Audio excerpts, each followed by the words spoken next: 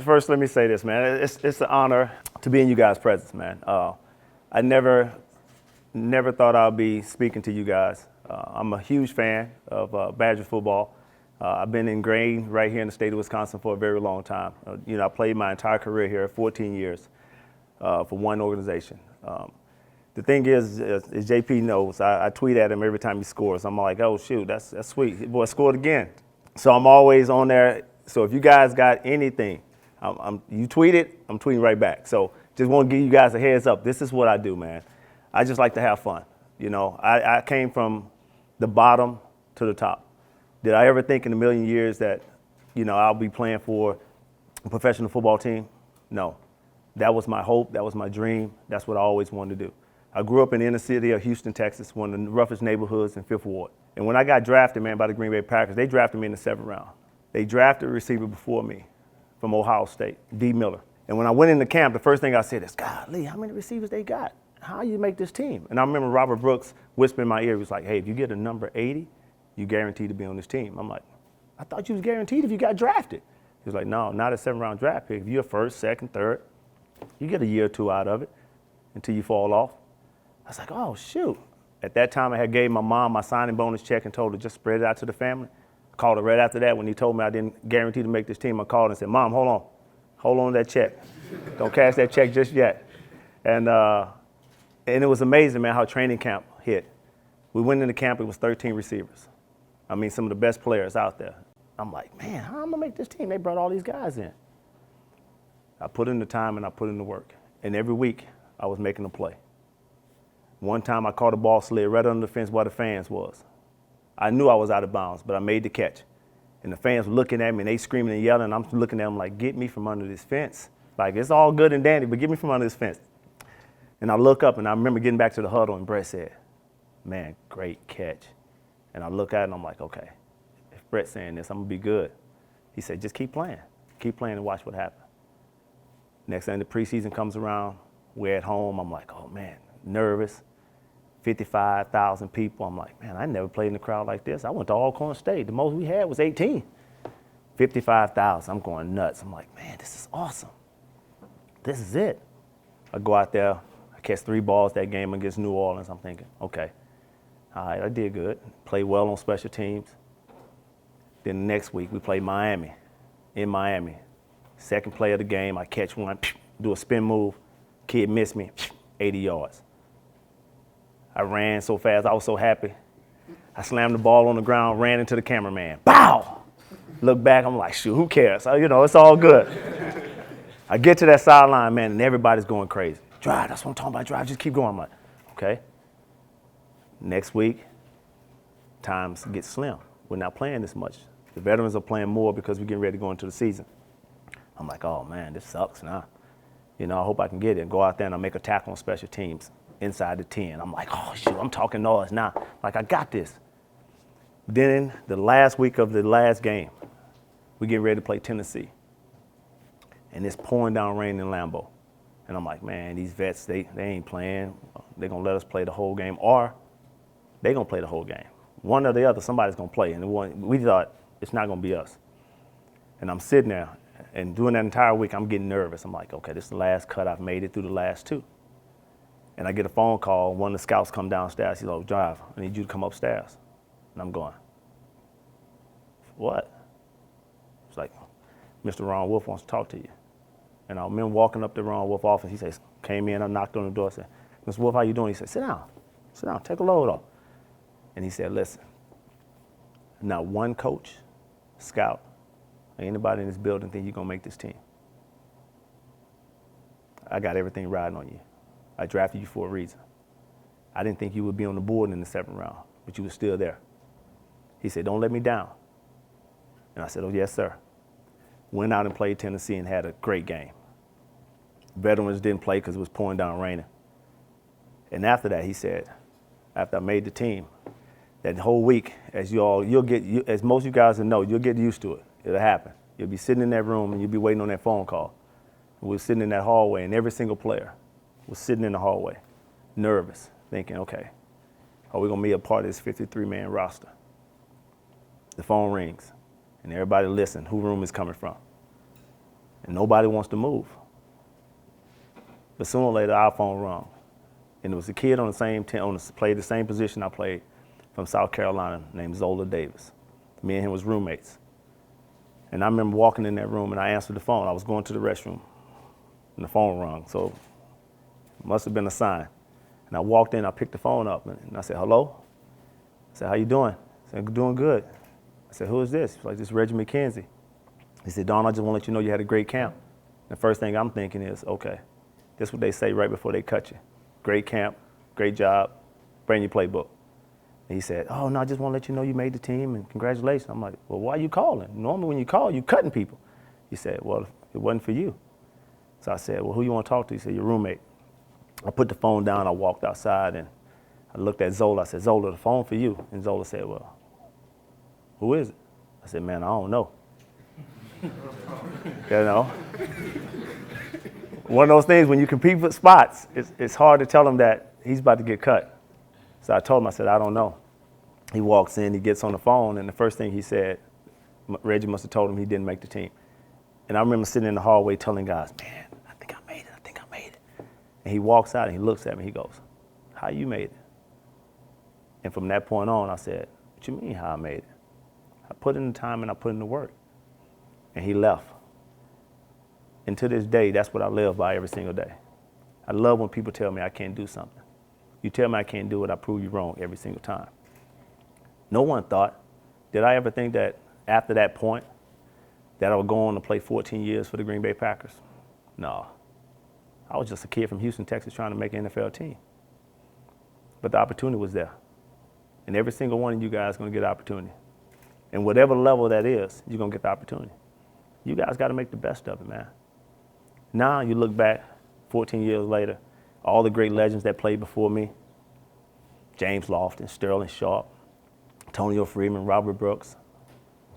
When they say those guys' name, Bart Starr, Brett Favre, my name be mentioned in the same breath with those guys. Did I ever think that would ever happen? No. And to this day, I'm the all-time Packer lead receiver in franchise history. That's good from a kid from Houston, Texas, 7th-round draft pick.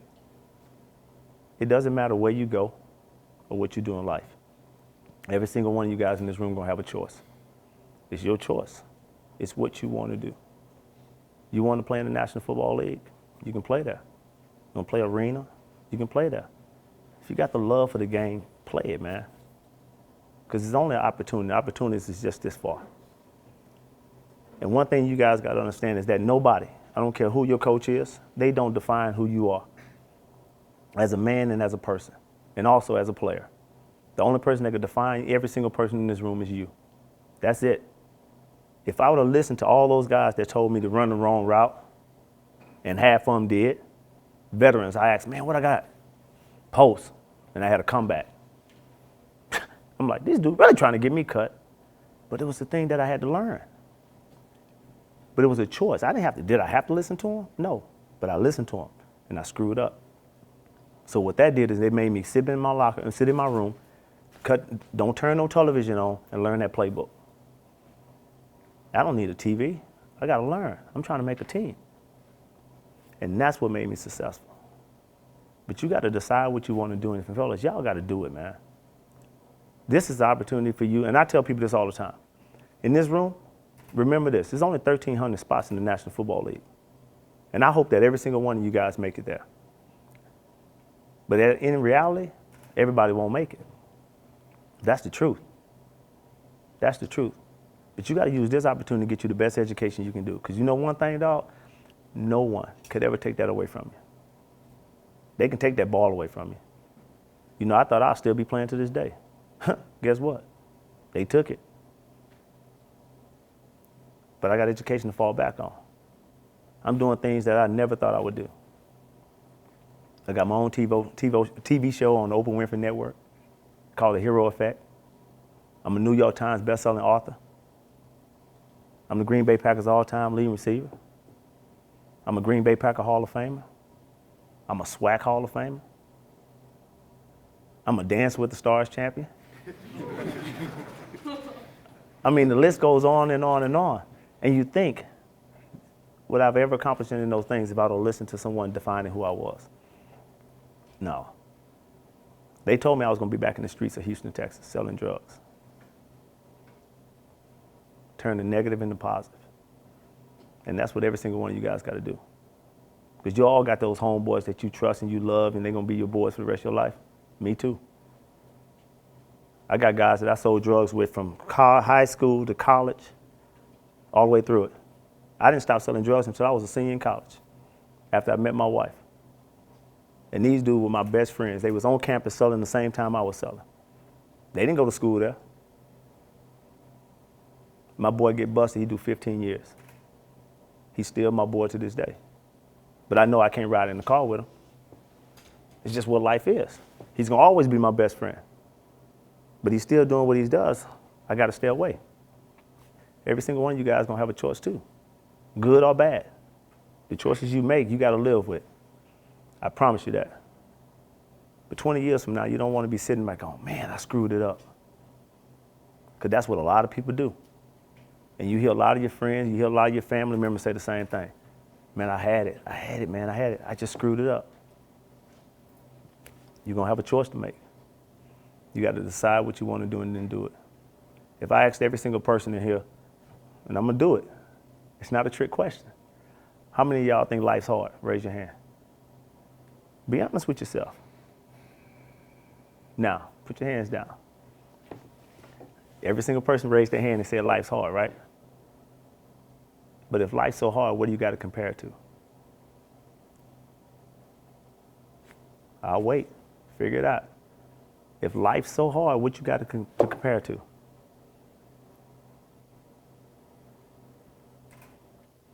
Life's not hard, man. Life is difficult, and life comes with challenges. That's it. It's not hard at all. Life is what you make it. Some of the richest people in the world, they just unhappy. And some of the poorest people in the world, they happy. Because life is what you make it. That's what you got to figure out. What life you want to leave. What legacy you want to leave. Because every single one of you going to have a legacy.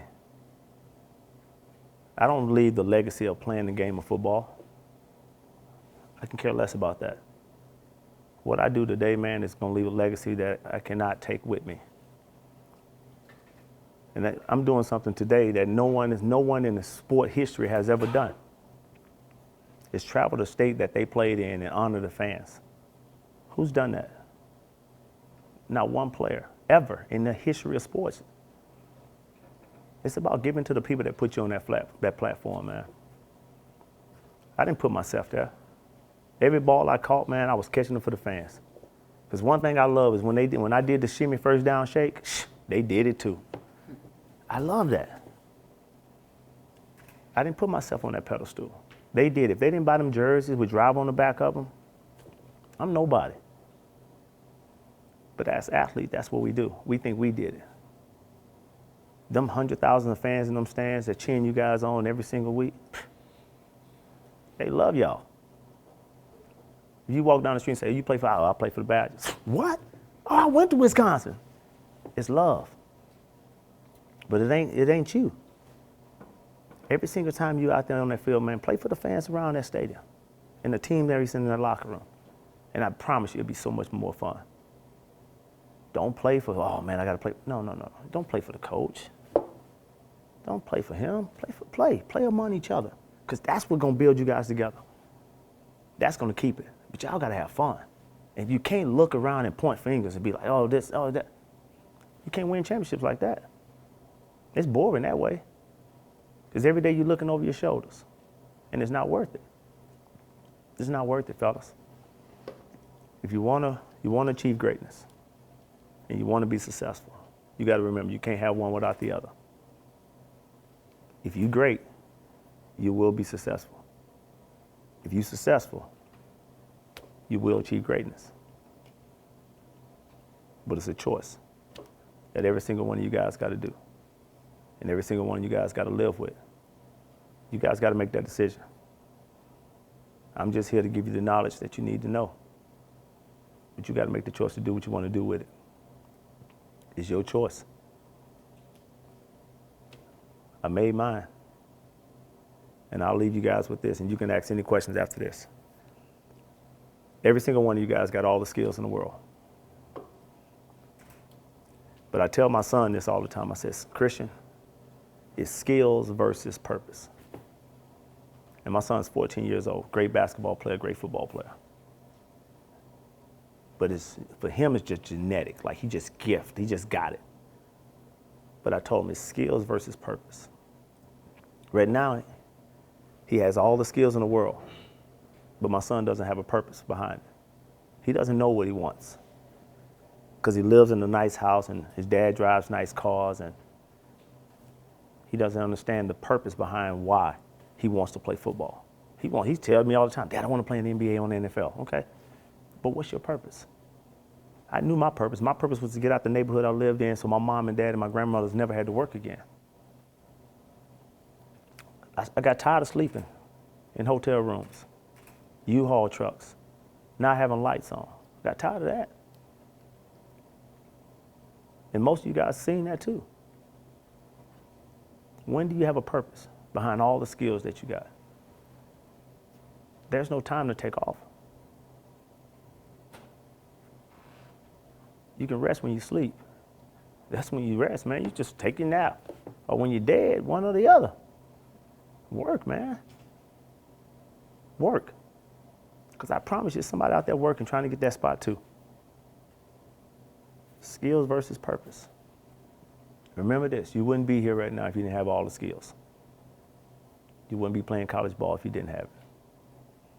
To get you to the next level, you got to have a purpose. If that's playing in the National Football League, working for ESPN, being a lawyer, doctor, it's your choice.